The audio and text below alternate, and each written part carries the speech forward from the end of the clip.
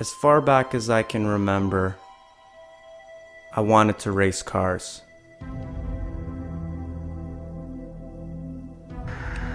And soon after I turned 16, I was.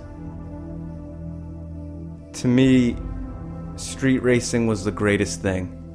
I loved the cars, the culture, everything.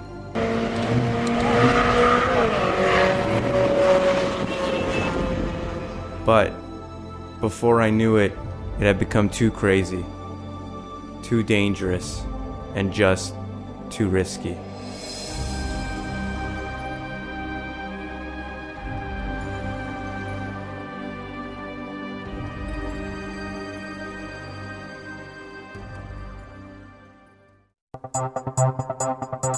But every time I go on the highway, somebody tries to fuck around, I think to myself, no, I'm not gonna do it. What you do? I shift down a gear and I go. Yeah, can't help it,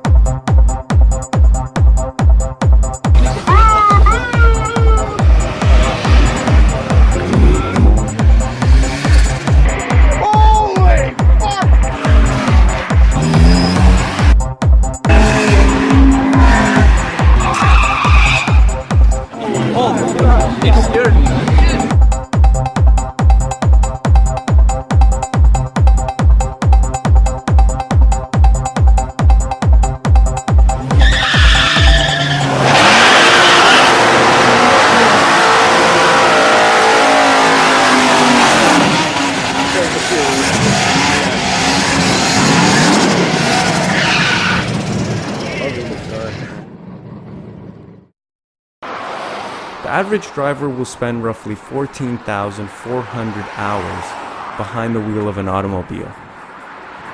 Now that's more than 2 years confined to a space smaller than most prison cells. I couldn't wait.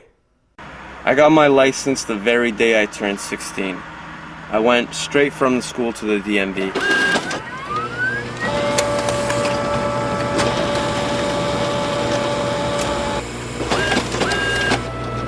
Yeah, I was excited at first, but I wasn't too thrilled.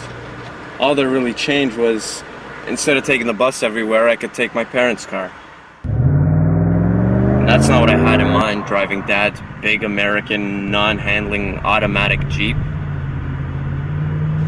I didn't want transportation, I wanted performance. I had fun with that Jeep.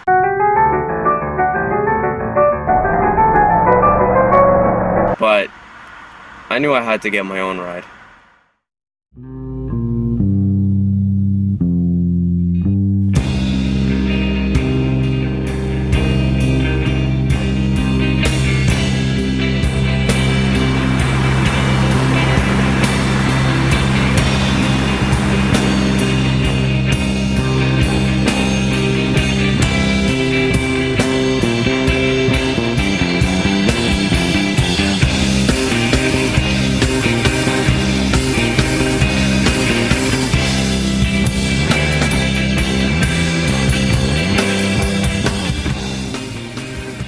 Summer of 1997, I bought my first car. A 1990 Acura Integra GS for about $7,000.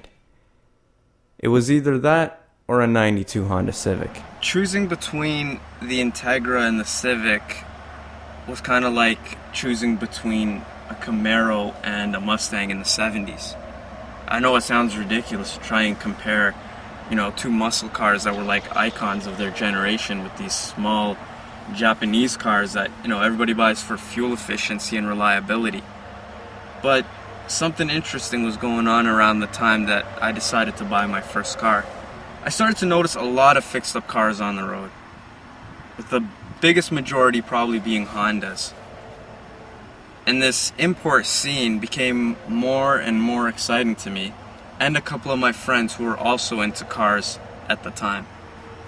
Now Mike was the craziest driver I knew. So picture the cops coming, we're like 7,000, right by him. Driving stick since he was 12 years old and always banging gears. Hey, what the hell are you doing? Move out of my way! Didn't matter if he was going to work or coming home at 4 in the morning. It seemed like Mike was always ready to race. I've seen him go through 3 transmissions in less than 2 years. Yeah, I'm gonna blow my 7th tranny right now. No, I'm joking. You're gonna blow a tranny? Yeah, I'm into cars that are sitting on the floor, that are maybe 2-3 inches off the floor. The biggest rims you could possibly fit in the wheel wells. Like 18s, 19s, 20s. And the car's gotta go fast. Rob, on the other hand, didn't have his own car at the time. See this big thing right here, Jess? You put it around the back of your neck so you don't get this sprained neck or nothing. I don't know, Momo's not for me, man. Momo's for Volkswagens. Hondas deserve better. Like what? Like nice stuff so you can make the ladies horny. He'd always be driving his parents' Plymouth Acclaim, and he'd always get into arguments with us over Japanese cars versus American cars. Nonetheless, when he did get his own ride, it was an import. You gotta slam this shit. Yeah, man. He like told me when I was buying the car for him, he's like, "You're buying it because you like the way it's lowered, eh?" I started laughing at him. He's like, "Why are you laughing?" I'm like, "This is lowered, man." Like, well, shit, man. My mom's Sunfire is lower than this. Chon was a friend from way back, and he was one of the few people who I'd hang out with who was never really into cars. Basketball was more his thing. Well, what happened when the guy was test driving my car to see how much they'd give for it? It fucking died on him. Oh no! Yeah, That's I'm like, fucking... oh shit, this never happened before. Hey. To be honest, I was never really into cars until I got my second car, my Honda Civic 99 SI, and then before that, like, a car was just a means of transportation for me. But when I got that beautiful red car, I was just like, well, I just fell in love. But I'm not into cars to like where I know everything that's under the engine. I just know my car's the greatest, and that's about it. I think that since I was the first one out of all my friends to get one of these import cars, we all kind of wanted to see together what could be done with them. Mike and Rob helped me with all the first modifications, probably because they shared the same enthusiasm I had.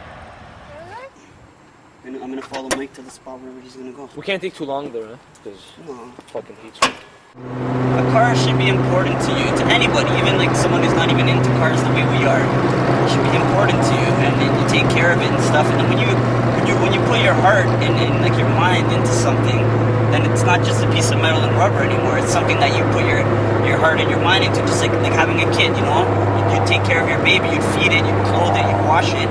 Same thing with your car. I think like the difference between like your average person who just wants to get like from his home to the store, and the person who puts in all their money into the car and gets new engines and whatnot, I think basically it's just like a thing of passion. Like, to someone who looks on the outside will look in and never understand why they're putting in like new engines and exhaust and lowering their cars and doing this and systems. They'll never understand because like it's just what they feel passionate about. That's what they love to do, and then that's what they're gonna do.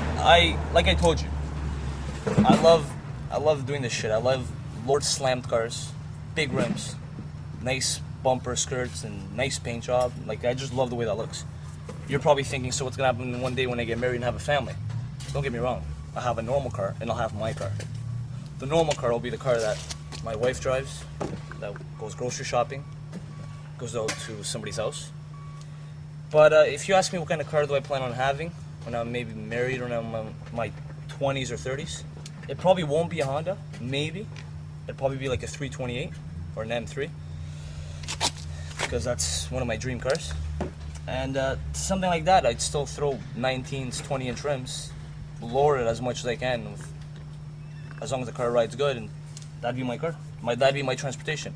A 328 with 20-inch rims driving to work. I'd have no problems with that.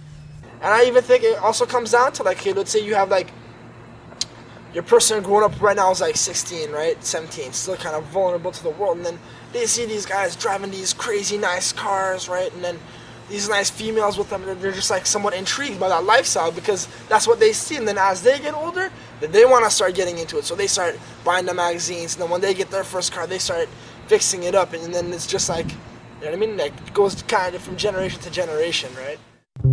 That's pretty much what happened to us. We started buying the magazines, checking out car shows, going to street races. Before before you know it, you got a grinder in your hand ready to chop your car's springs.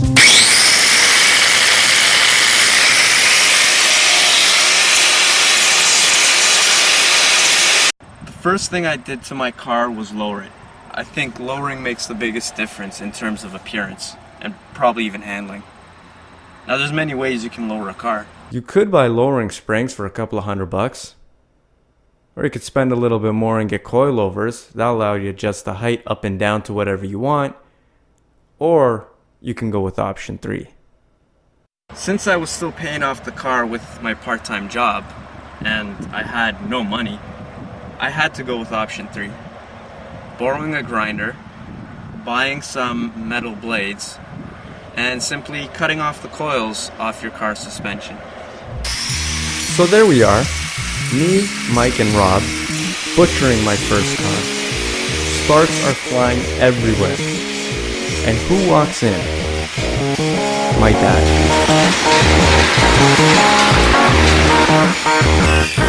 And when he asks me what I'm doing, I tell him we're cutting a perfectly good suspension to have a cooler looking car.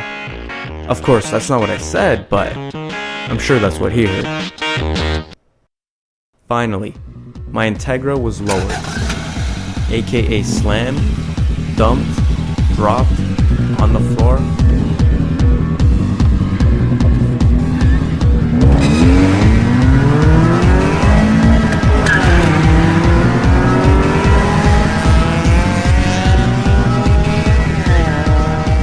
It handled 10 times better. It looked 10 times better.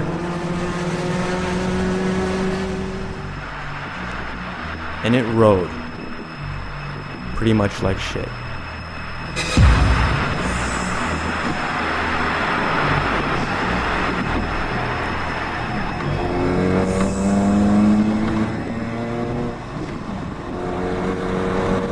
Well, we cut more than enough coils.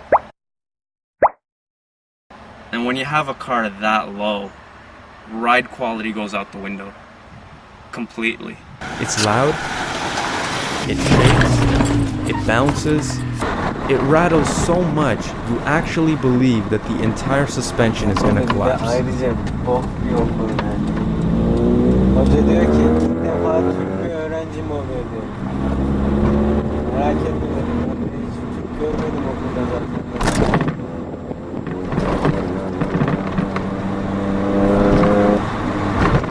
Because when you lower the car, you don't actually have a comfortable car no more.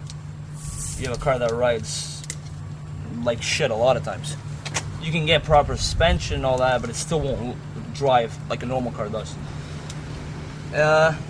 No, because people will actually destroy the comfort of the car, the fuel economy, by changing the motor, by changing their fuel system on their car.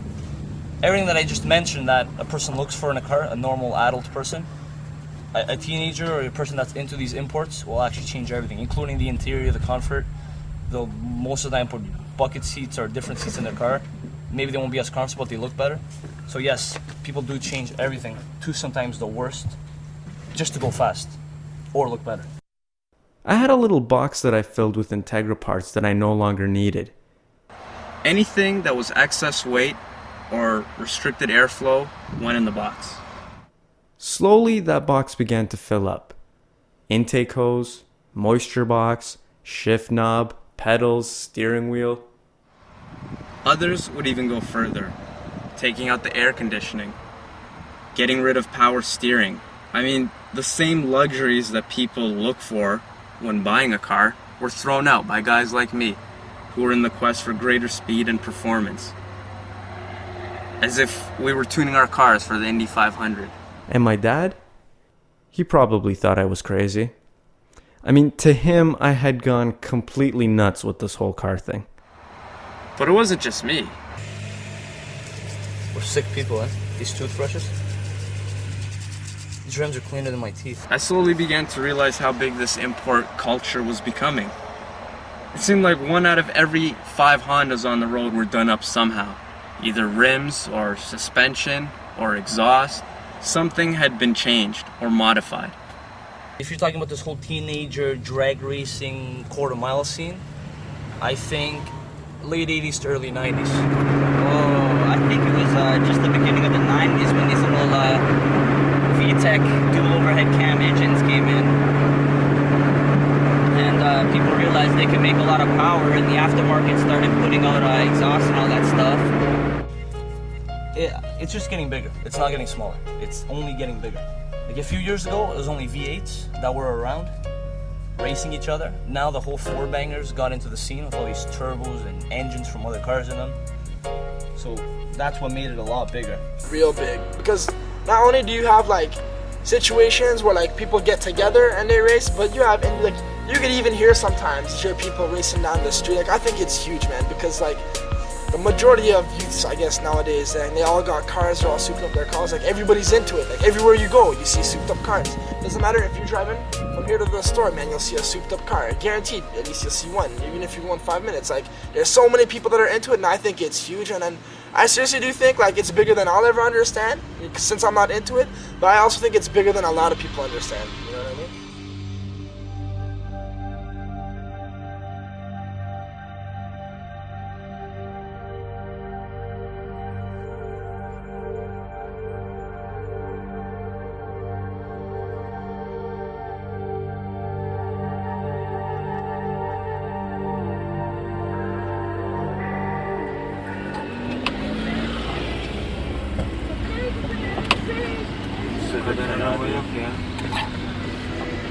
Erken ya, bura erken.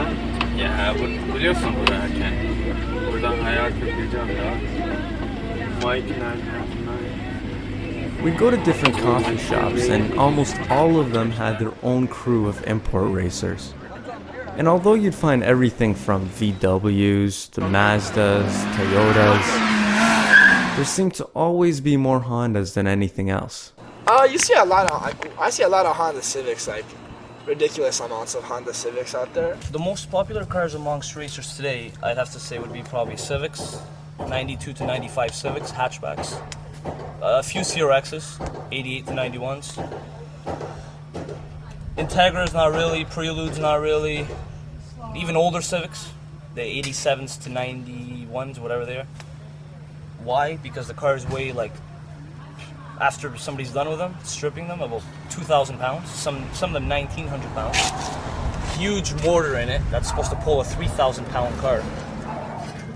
And just by dropping that motor in there without even touching the motor, your car's already running low 14s to high 13s just by dropping the motor in your car.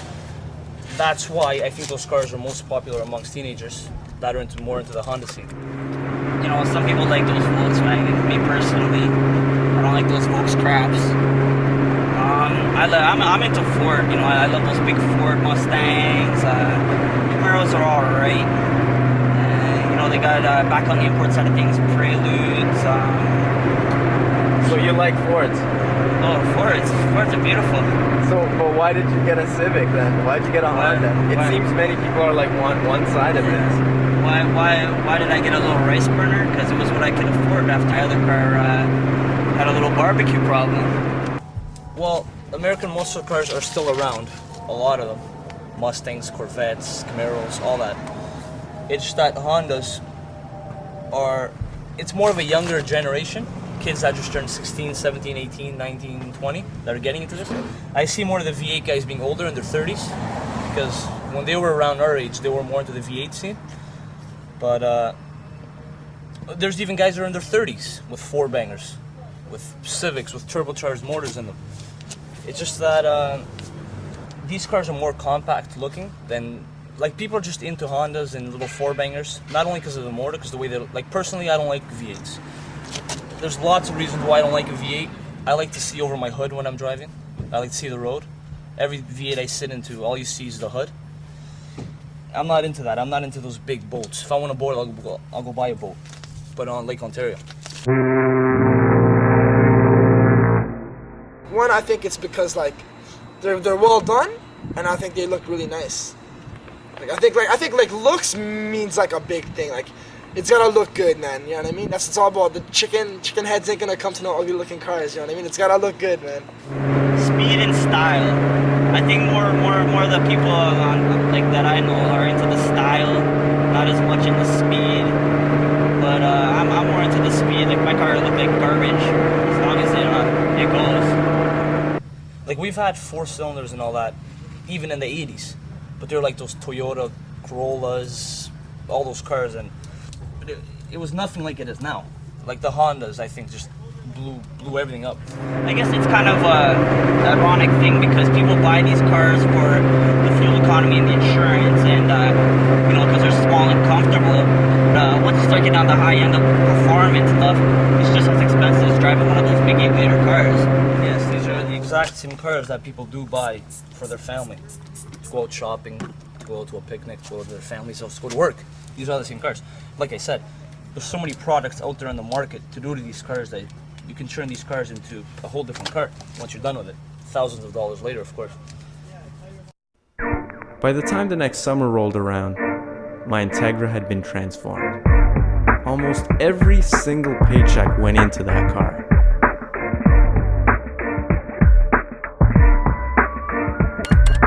$2,500 for rims and tires. Then $200 to countercoat the rims white. $600 for exhaust. $400 racing computer.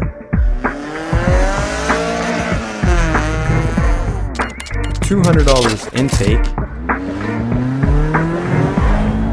$2,000 paint job.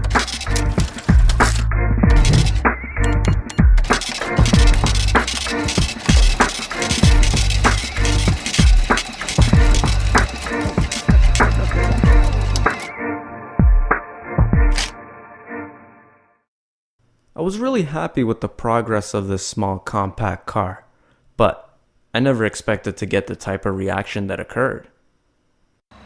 People were stopping me everywhere, at lights, at gas stations, in parking lots, convenience stores when I tried to go and get cigarettes. Here I am, 18 years old, and people are looking at me like I drive a Ferrari. I'd get into conversations with all sorts of people I never even met before. They look bigger, man. Yeah, man, I have fucking 17s too, guy. Have you seen my GSR from Florida?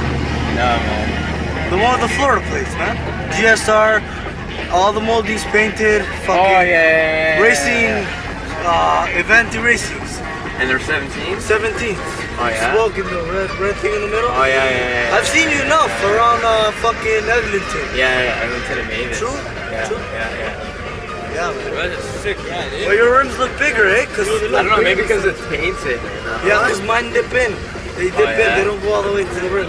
Yeah. Yeah. I don't know, man. What year is this? 90. 90? Yeah. It's like my sister's. I'm 90, guy? That looks nice. Fully loaded? Yeah, fully loaded. These weren't just other racers. I'm talking little kids, people on my street, all sorts of girls. Older businessmen type. Somebody even stopped me to take a picture of the car once.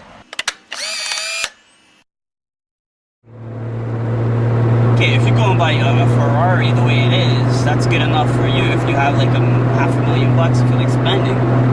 But for younger, more average financial situation people, these little Hondas, you can get a little bang for your buck. You get exhaust and all that stuff, and it's like just having a little Ferrari, except it's your little Ferrari that you made.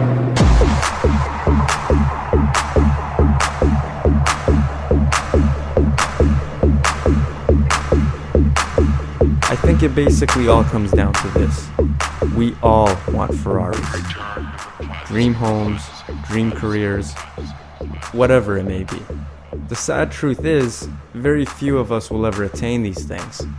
But does that really mean you have to give up and go out and buy a minivan? With a little bit of money, a little bit of know-how, you can make a car, your car, just as fast, exotic looking, and handling as a $300,000 machine.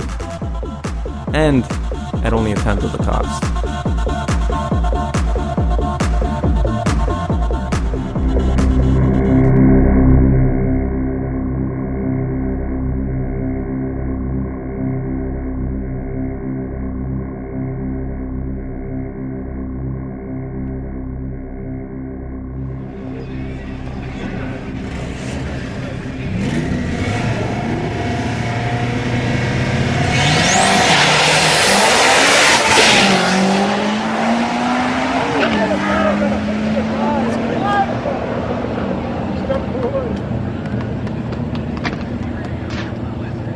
11:55, eh?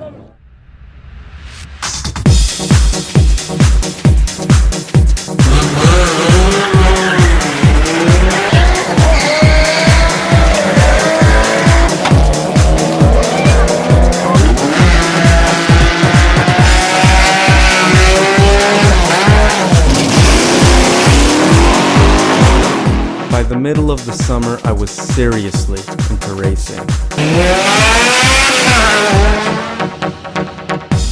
Watching races at the track, car shows, Wasaga Beach, which was basically a car show in itself.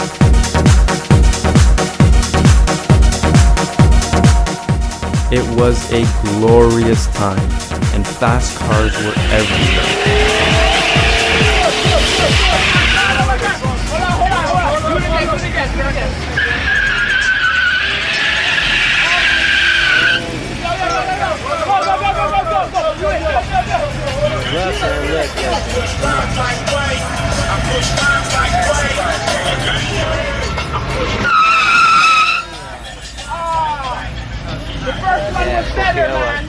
It seemed like everybody was souping up their ride. Mike and my other buddy Steve had just got their first cars, and already they were modifying them. There's John right there. John! Hey, I'm going lower, at least for now. Yeah. It rides like this, not even lower. Mike, who had always wanted a Civic, ended up buying the exact same Integra as mine. Same model, same year, same color. Yeah, guess how much coils I cut out of the back to get the slow? 2. Holy Guess how much I cut in the front? 4. Yeah, that must not change the ride at all The only difference between this car and yours is that the front exact same height as yours, eh? Yeah? The back, mine's higher than yours. Oh, yeah. Watch, I'm gonna take you for a ride, come here. Hold on, let me take you for a ride.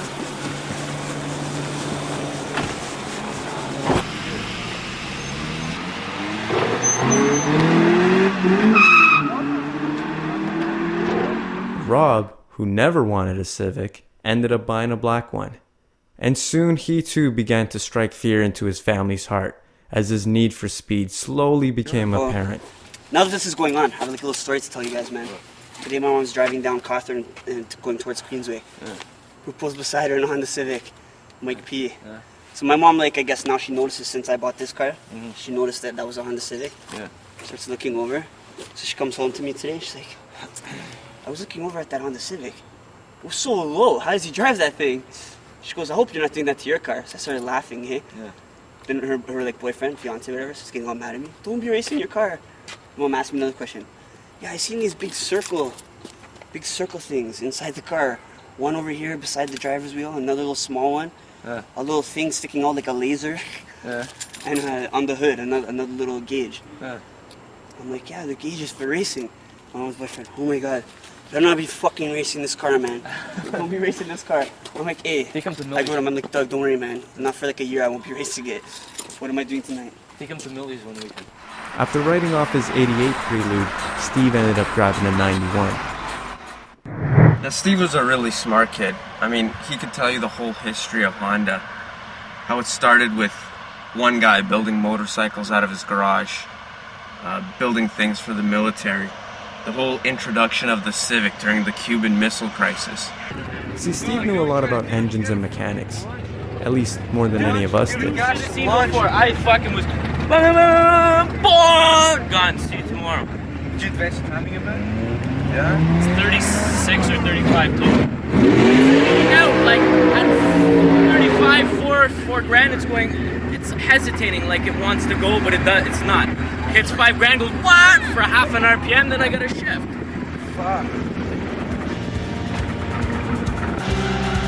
We were living and breathing cars.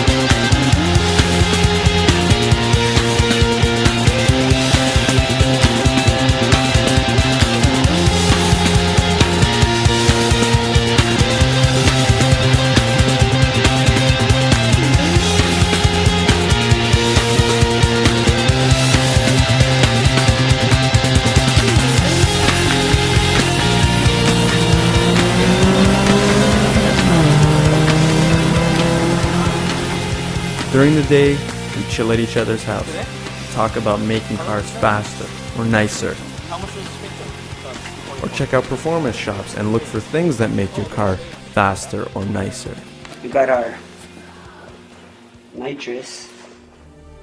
But at night, when the clubs closed and the parties were over and the city went to sleep, that's when everybody came out.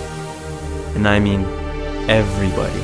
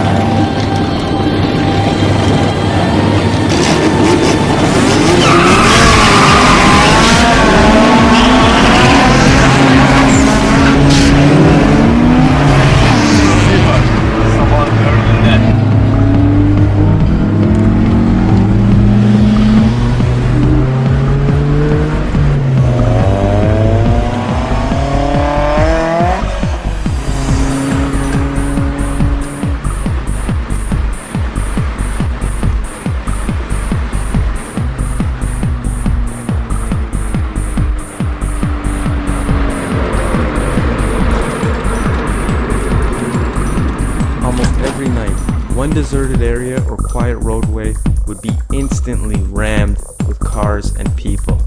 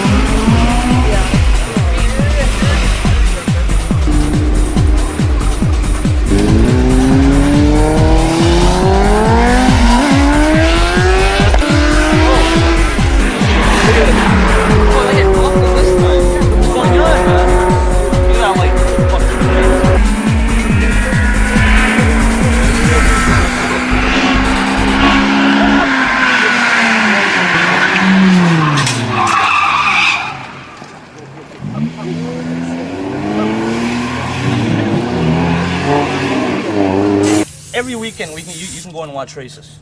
You just got to go to the certain parking lots, right? And people will just leave from there, go to a track in the middle of nowhere, and they will race all night, talk shit to each other about their cars. It's like a big soap opera, these parking lots.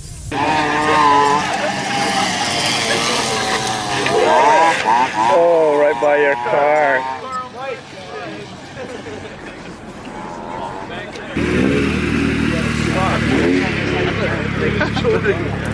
The turbo is stock. There's nothing done to the turbo. I know, it's like, the turbo is stock. The headers, there's nothing done to the headers. It's a stock header. That's the non-skid is stock. What about those fucking cars? The Honda Civic GSR. Oh, it's stock. Yeah, it's a stock GSR. There's nothing done to it. Only heads and cams and shit like that. There's nothing done to it. No paint or anything on the valve.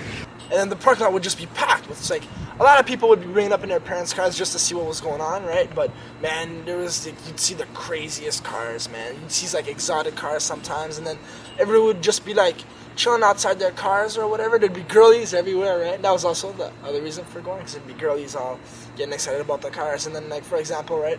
Let's say like Buddy sees like someone who'd want to race, like he'd just like kind of walk up to him and then be like, "Yo, I want to race you." Where's your car? I want to race you. We're talking about a lighter car tying a heavier car. Tying a heavier car. How much? Put $50. That car's not heavier than mine. I know it's biting. Put the money down, man. What are you put the money down? Your car's here, my car's here. Put the money down. You said this. Come on. Are we changing that when I get a car? No, man. Let's go right now. If Buddy was like, they'd be like, "Yeah, let's do it." And then they decide an amount of money or whatever, right? And then I remember there'd be like maybe 3 or 4 different like actual like strips where they'd race, and then they'd be like, "Okay, this strip, right?" And then boom, they'd be gone, everybody else would follow, and then everybody's gone, that parking lot would be empty, no cars. So if you'd be walking by, like, oh, this place is dry, right? Then the race would go on, and then boom, everybody would come back, and then packed again, man, crazy people. The cool thing was that it didn't really matter if you were a guy or a girl, black, white, and unlike other groups of young people, I didn't see any violence, alcohol, or even drug use.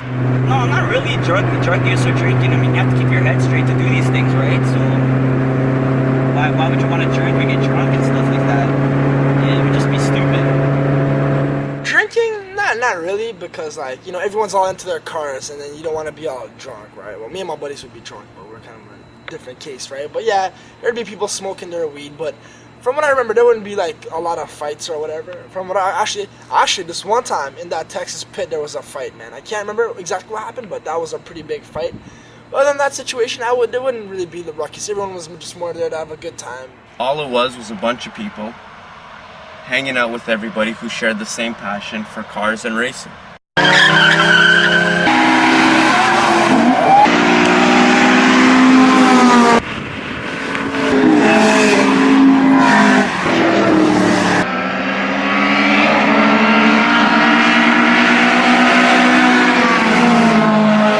I race once in a while, not as often as some of my other friends race. I'd race, but I prefer to leave it on the track. I prefer to leave the fun and games somewhere where it's safety and not illegal. Can't afford the tickets, don't want to lose my life. Like yesterday night, I raced another Integra like mine. He had 17-inch rims on. If the other cars got rims on, I'll probably race him. I got my big rims on and he's got no rims on, I won't race. There's no way. No way. Races would be on, like, empty roads where there's no other cars, you know, no people, no nothing, right? Just like 2 cars racing, right? And then that seems safe to me, but like what people do on these side streets over here, man, I don't really agree with that, and I don't think that's safe at all, because like when it comes down to not how well of a driver you are, but you know, you could be racing your buddy and then someone just pulls up in front of you, and then what are you gonna do there? That's not your fault, but you know, people are stupid. Half these people shouldn't have their licenses anyways, and then there's a lot of little kids and whatnot, people jaywalking, and I think that's like pretty unsafe. Yeah, good. See ya. Holy fuck! Stop. Holy fuck. That guy's pissed. Yeah, he's like, fuck. Everybody's Lexus is 13s, man. I'm telling you, high 13s. No, but even if that Lexus is running 14-1, they'll still smoke. Yeah. But that was a lot. Didn't even crack VTEC, man. You know, it's like gambling. It might happen, someone might not happen. Hey, don't get me wrong, I'm not saying I was going to race and my tire was going to fall off. I think they have like a somewhat of an ignorant view on it, where okay, maybe I'll die, but nah, it won't happen to me, you know what I mean? Because I guess everyone kind of just pictures themselves getting old with a family, and that's just not reality, you know what I mean? So I think they take it into consideration, but they don't like really realize like what can happen to them, and that they're not going to live forever, and that they can die doing what they're doing, right? Everything's dangerous. Waking up and walking out your door is dangerous. You don't know, man. There could be a dead bird falling from the sky and it's beak clambering your tail and you're dead. You know, and anything's dangerous. It's just when you race your car, you're putting your life into danger by your own choice. So I can't say it's any dangerous than walking outside, but some people look at it that way. I also feel that we live in an age where like safety, like people don't really have like regard for their personal safety, because like you have people doing drugs, you got people drinking and driving, you got people having sex without condoms. Like safety is not a thing of like our generation, I don't think, and that's why like it just carries on the same with cars. Like, you know, yeah, it matters, but people see themselves as somewhat immortal, and then yeah, sure, it'll happen to someone you know, but it'll never happen to you, and then that's why I just think they don't care. Both tires, they're not speed rated, and one's got a nailing on the front one. It's got speed rated. My ball joints are gone. I need a tire rod. That's another reason why I don't race. Last night, I can't even believe I raced, but I did race in the middle of the road. And I know the way my car handles and all that, but if your question is, I shouldn't have raced. If my tire rod the way there, I shouldn't have raced. But I took a risk, like anything in life, and I raced. Just like any other culture, this one seemed to have its own language, consisting of a string of letters followed by a series of random numbers. GSRs and Civics and Type R's, man. The DX is going to win- be the transmission for the GSR. That's the DX more than this. LSR. DX, Summer, GSR. Tom's car runs 12. We ran a 15.7. Still gonna run 13. When they start talking about cars, man, I'm just like, yo, man, it's not even in English to me, man. It could be in Japanese and I won't know the difference. So they're really into cars, and then they like to go watch that, so I just hear from them about what's going on, really. Some of these poor kids don't even know what the hell a muffler is, man. The rest of them don't even know how to put gas in, but their mommies and daddies can pay for it.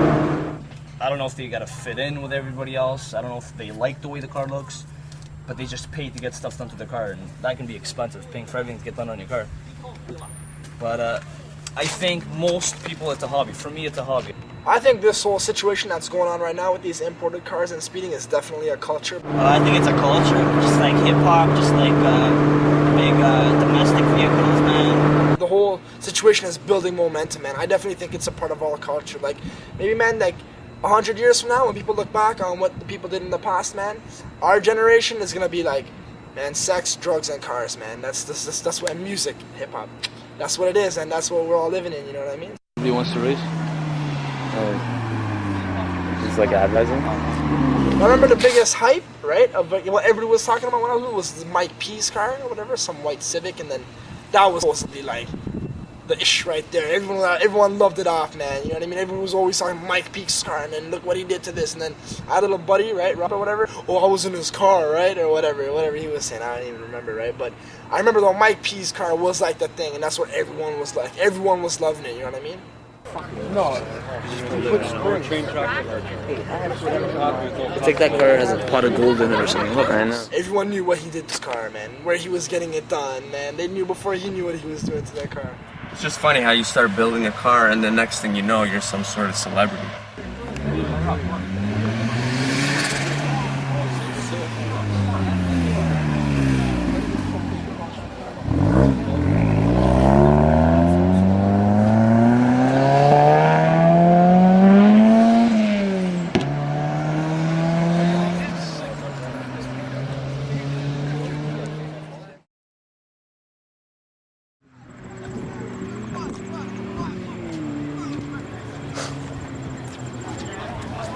Pops? Yep. Let's go, man.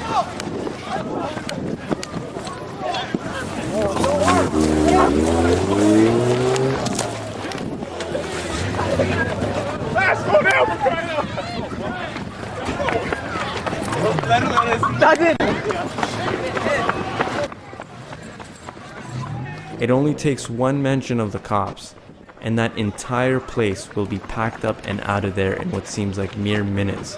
I mean, they just vanish, and it was like no one was even there. All that remains are a few skid marks. We were actually going down the track and we saw these headlights coming up. But it looked nothing like a cop because we didn't see the orange in the middle. So we flew by this cop in third gear at about 7,000 RPM, which is about 130, 140. And then I turned to my first left, and the other guy kept on going straight. The cop went after him, thank God, and I turned and I kept on going. The lot sucks, actually. They're very expensive on tickets. They harass you all the time just because you got one of these little cars or a Mustang or whatever. You know, I wish they just leave us alone, man. You know? Because I know they got helicopters here trying to find where these people are racing and whatnot. Like, they definitely are not satisfied with what's going on, and they definitely want to cut it down. I could see if we started dying at like a rate, if I can one kid every weekend or 2 kids a weekend, then by all means come in and stop the racing. But I mean, there hasn't even been any kids died from organized street racing, not just street racing. Same as like the flow of drugs, and it doesn't matter how much they cut down, you'll never stop it. Same as racing, like I guess they've done something, but they'll never totally stop it because, man, wherever you got a young dude in that car, you're gonna have a race. You know what I mean?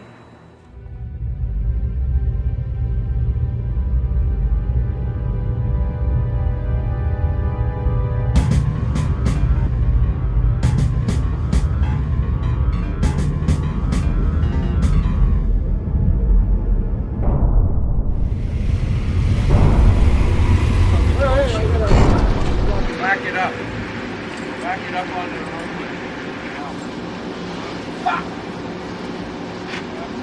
Yes, it does. It's on the roadway. I saw it. Back it up. Bir kötü bir şey yapsın da götürün. Back it up! Oh. Unfortunately, he does when he's seen on the roadway by a police officer with a smart ass. Back it up. What?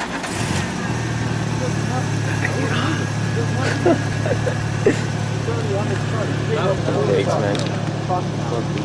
Now you're fucked. You don't have to move it. What? Now you're fucked. Hey, buddy, what's the grip is that? Spoiler, right. Man, disappear into the crowd. Import racers are known for making great contributions to their governments. I've recently had several paychecks go toward traffic tickets. When you drive cars like these, you know you're gonna attract a lot of unwanted attention. I'm cautious because like I'm going to school in Humber in September, right? And I already have like a couple of points against me, and then if I lose my license, man, and I gotta take a 2-hour bus to get to school, man, I'm gonna end up not doing too good. So I'm really cautious with when I drive, man. I don't really speed a lot or whatnot, because I just want to keep my license and go to school, get educated, you know what I mean? Building a track's not gonna get the racing off the streets. There's no way. It's expensive. We're heading to the track right now. It's probably like $40 just to run the car. You know, on top of that, another 20 or $30 for gas on the way there. Got your food. I mean, come on. They're too far away. There's too many rules once you get there. Yes, it's for insurance policies. No breakfast, apparently. And there's too much bullshit lineups. There's also like, you know, something different about doing it on the street, you know what I mean? It just like adds a bit of flair to it and gets the adrenaline going just a little bit more, just because you know you're breaking the law, and that just makes it a little bit more exciting, I think. Just the adrenaline rush you get once you're there, and the cop might show up, and there's thousands of people sometimes there down the track. It's a whole different feeling than racing at a track. But I think that people are really serious about it, do it legally, you know what I mean?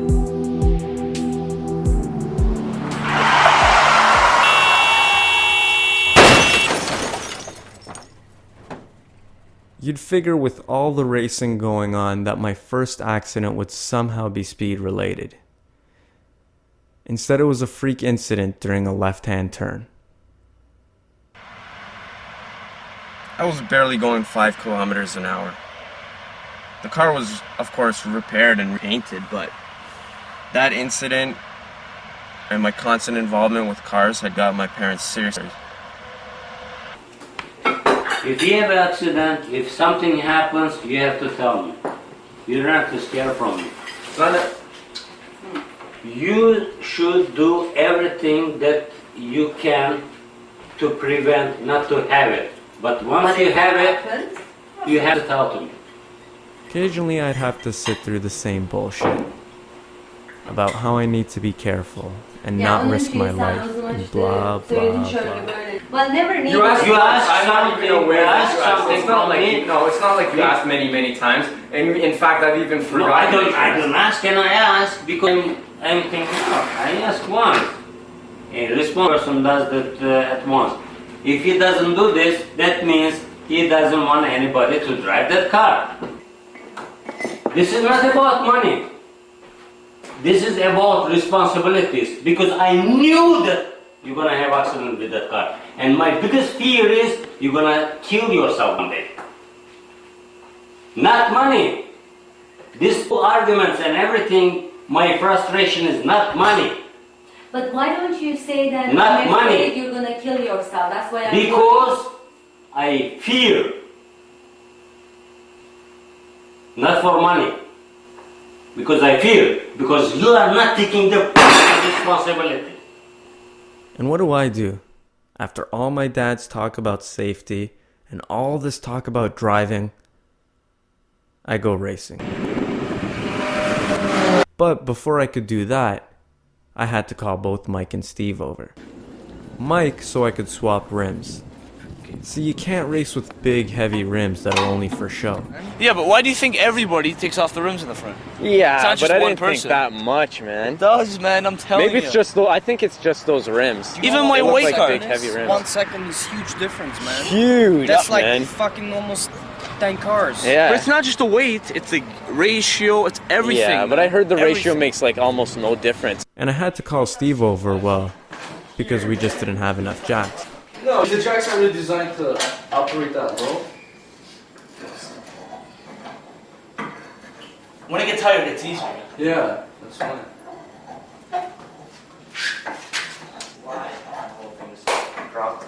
Fuck, Steve, drive me home, man. I'm getting my fucking jack. Leave me alone. This is fucking bullshit. It's giving me a headache, man. Which should take only a few minutes and one jack on any normal car. Took us over an hour, and an actual system of 3 jacks. The cars were just too damn low. Jack it down, jack this one up to support your car and use your jack on here. See, what if you use 2 jacks on both hooks on the front? What do you want to do? Yeah, that's okay, that's better. Okay, watch. Assemble that jack on that little toe hook in the front here. Holy, how many jacks are there? There's many jacks. Toe hooks. Wait. This is Jacksonville. I know. Where's the Henrys? Jacksonville. Okay, let's move the cars. How low On's back is, man. Look how low that is. My car's not You even... can't drive it like that, right? No, it's too fun. Because with the mix it, right? Yeah. Yeah, but you know how his wheels almost touch the rim and mine have more gap? It's weird. That's such a bullshit. Look at my rim. He's a pure butcher, right? Go a little faster now. Okay. Slow down. You wanna go lower or no? Yeah, then go. Oh, don't fucking tell me. Holy fuck. Yep. I gotta raise this one a bit. No, tighten it. I know what to do, Steve. I'll just raise this one. Yeah, that's alright. What's happening? No, man, this is not your jack going up with it. Is the jack released all the way down? The jack's bouncing. Yeah, man, look. Oh my. Steve, hey, I gotta get the momentum with you like this. Yeah, up and down. Okay, go slower. No, you don't know what's happening. Your jack is moving with you. I know, you gotta hold the block. Okay, Steve, let's go. Momentum. Oh, this is jokes. Go. Go. Hold that. Ah, fuck, you guys are heavy, man. Oh, hold on, man. Hold on, fucking thing up. This slides, man. Steve, come here. Help me lift the front up. That's it. You do it again. Do the bumper. We're gonna lift the bumper. We're gonna fucking fly into my car. Ready? Go. Fuck. Steve, if I raise that one more. E, look. That's from lowering cars. Yeah, I know. You know. Mine's already leaking. You know how the axle's supposed to sit like this? Yeah. Mine's like this. But how do we get rid of that? You can't. No? Because the car's lowered. But that's why mine leaks grease, eh? That's hard in those shafts, eh? That shit. Yeah, but how do they do it. that? With the drop forks? What's that? Lower it to the extreme with like coilovers. Coilovers will make them bend, right? Oh yeah, they bend. It'll bend. Like, with coilovers. Oh yeah. So how do you get rid of that? You can't do it. Oh, fuck. It doesn't matter. Like. I can't leave this jack's not getting you, man. That's fucking crazy. Come on, 6 seconds. What? It's a handle. Yeah. Fuck. How'd that hook go? I'll move it too. Yeah. Now tighten up it. Watch, we're gonna crush that. Watch out. On an angle, man. Hey, easy on. Slow down.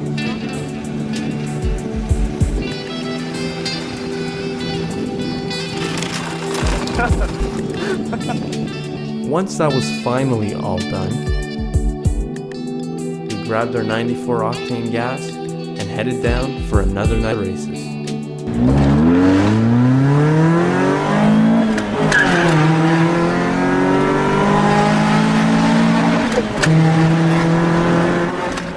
That was a pretty good night. I beat another Black Integra and made a couple of bucks.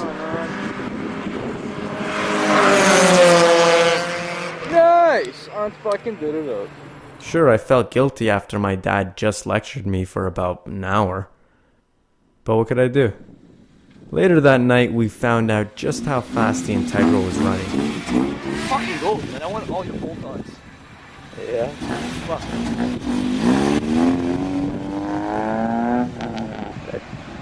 Slammed, eh? Look at that fucking thing.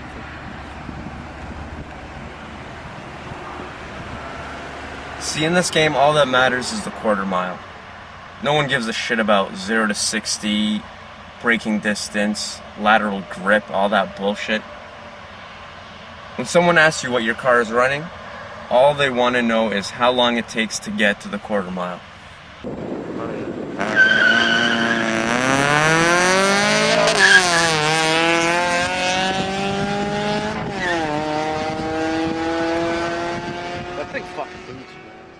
After consistent low 15-second runs, Mike hit a 14.9 and my car had finally broken into the 14s.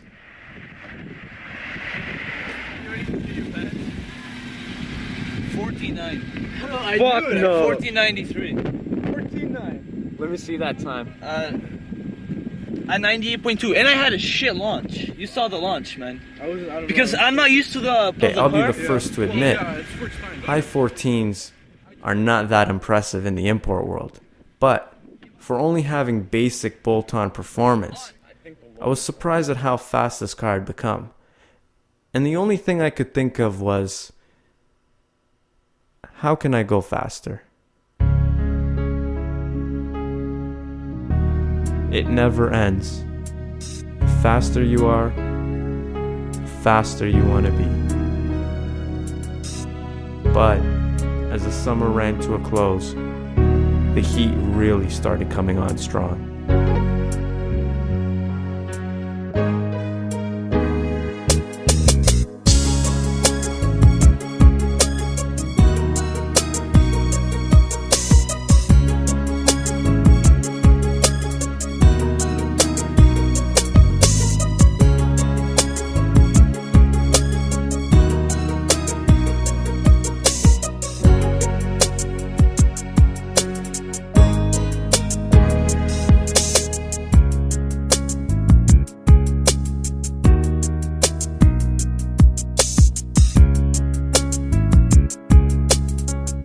Even I soon realized things were getting out of control.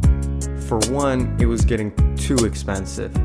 After replacing a set of 40 series tires and 2 cracked rims that were barely 3 months old, I was out over $2,000.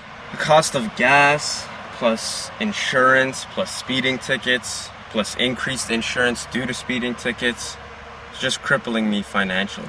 And the biggest thing that was getting out of control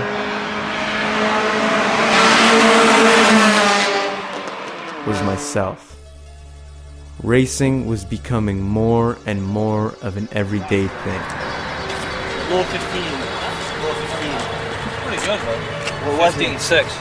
15.6? Beat Nelson. What was Nelson running? 15.9. 15.6. Yeah, but you know what? You gotta do 2 more runs, though. Yeah. You can't do it like He came back, I man. know. Look at miles an hour. But you know what? You'll do a better time than that. You know what? And it wasn't necessarily organized street racing, but the other kind. True street races where you might pull alongside somebody in the middle of the afternoon and just start ripping it up. Or even worse, finding somebody who wants to play while you're on the expressway during busy daylight hours.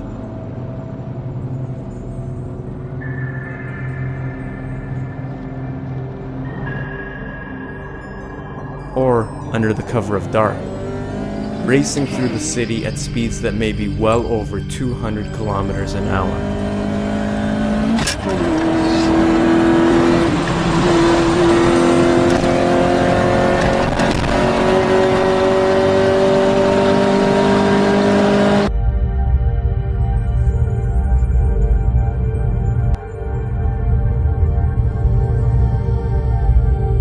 I mean, these are situations where you are absolutely gambling with your life. The slightest error and you're dead.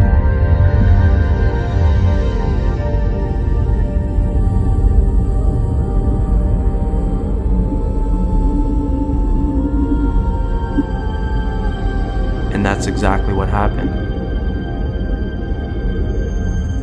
On Monday, January 17th, 2000, at approximately 10:45 p.m., our friend Jacob Mazinski was pronounced dead on arrival. Jacob was a good friend who we all knew.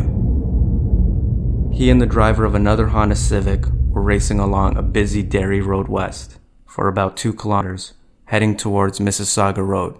As both vehicles entered the intersection, police say Jacob lost control of the car, left the road, and slammed into a concrete standard at 140 kilometers an hour, causing the standard to collapse and land on the car. He was only 21. I had heard of other deaths related to street racing, but I never knew him as well as I knew Jacob. Like, obviously it hurts me, right? And it hurt the people close to him, but like, he used to love racing, and that was his whole thing, and he used to love his car. And I know him, like, if you would have asked him, like, where he passed, like, okay, you know, you could pick your fate. How do you want to go out? I know he would have wanted to go out, like, just the way he did, because he used to love it, right? Even before he got his Civic, he used to have a van, and he used to race people in his van. He used to come by my house, yo, John, I was racing this guy. Like, he loved it, right? And then, like, a wise man once said, there's nothing tragic about dying doing what you love, right? But, like, on an overall view, I think, like, if you're gonna race, right, you gotta realize things can go wrong, you know what I mean? Like, nobody's, like, immortal, right? And then if you're willing to take that risk, then, you know, then that's your thing, right? But if you're not willing to take that risk, then you shouldn't be out there to begin with. Well, yeah, every time you go fast in your car, you should be scared, you should feel fear. Your brain should be going 100 miles a minute, your heart should be pounding, your adrenaline should be running through you. Because if it's not, you don't feel fear, there's something wrong with you. And that's what's gonna get killed when you're not scared. Any good racer will tell you that. Last summer, 2 people died. And drag racing in the saga. Yeah, I read that. This year, January, Jacob already. Yeah, It's only January, man. The winter time. Steve was saying the races for the summer are already over when it started. No, because of this, it's happening. No, but I told Steve, like, there's no thing that people go through. A few months from now, everybody's on the gas wheel. Telling you that's the way it works. Nobody learns a lesson. You will not learn a lesson until you die. I'm telling you. At the funeral, Jacob's father had arranged for a trailer to lead everyone to the burial. On top of the trailer was the same make and model of the car Jacob was killed in. I remember thinking at the time that this could have happened to any of us. I could easily have been at any of my friends' funerals. Or perhaps they could have been at mine. And that was it. For me, things started to change after that. But I knew for some of my friends, they would never stop. I don't think they ever will. Never. When I'm too old and my body won't do it anymore. Well, okay, I've done 230 after that, just on a highway that I know for sure that it's straight. I was going about 228, 230, and I hit a bump. You know when you hit a bridge and you hit that little bump? And my car flew a little bit out of control, and it's not really fun to lose control at going 230. Like, you will die if you lose the car. And that was one experience I had that I'll never forget. My life bears almost no similarity to those years that I was obsessed with racing.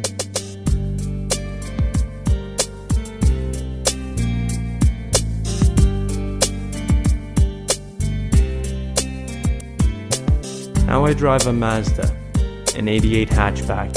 It's rusted, the windshield is cracked. It has only 4 gears, maybe 70 horsepower in the engine. It rides on 13-inch wheels, and I don't care. I worry about things like fuel economy, obeying the speed limit. Only thing I use my car for now is transportation, point A to B. Just like you, just like everybody else.